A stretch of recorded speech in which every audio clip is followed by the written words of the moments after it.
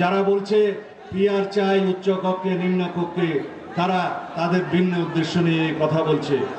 যারা গতকালকে বলেছে একটি রাজনৈতিক দলের একটি সংবাদ সম্মেলন লক্ষ্য করলাম, যদি পিআর পদ্ধতির ইলেকশন না হয় তারা নাকি বাংলাদেশে নির্বাচন করতে দেবে না।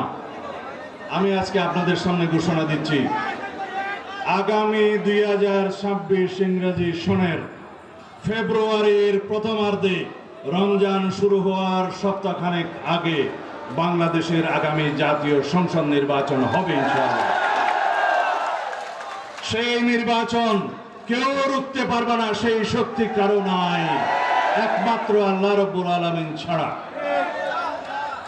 যারা নির্বাচন বাধাগ্রস্ত করতে চায়, বিলম্বিত করতে চায়, বিভিন্ন টুনকু বাহানায় নির্বাচন অনুষ্ঠানের বিষয়ে বিভিন্ন রকমের বিভ্রান্ত বক্তব্য দিচ্ছে, তাদের উদ্দেশ্যে বলতে চাই, বন্ধুগণ, গণতন্ত্রের জন্য সংগ্রাম করেছিলাম আমরা সবাই ঐক্যবদ্ধভাবে।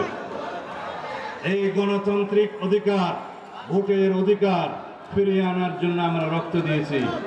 আপনারা আমরা সবাই সম্মিলিতভাবে পুরো জাতি ঐক্যবদ্ধভাবে সেই সংগ্রামে আমরা লিপ্ত ছিলাম ফ্যাসিবাদের বিরুদ্ধে।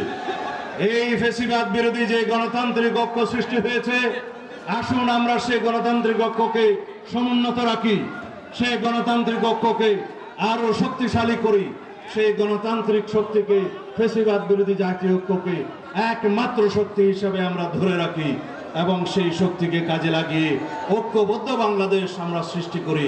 গৃহীত সংস্কারের বাস্তবায়ন নিয়ে কথা বলছেন, আমরা তাদের সাথে একমত। আমরা সেই সংস্কার বাস্তবায়ন করব পরবর্তী নির্বাচিত জাতীয় সংসদের মাধ্যমে। যে সমস্ত সংস্কারগুলো ঐক্যমত্য কমিশনে ঐক্যমতের ভিত্তিতে গৃহীত হয়েছে, আমরা একমত হয়েছি, তার মধ্যে বহু সংস্কার আছে যেগুলোর জন্য সংবিধান সংস্কার করতে হবে না, সংশোধন করতে হবে না।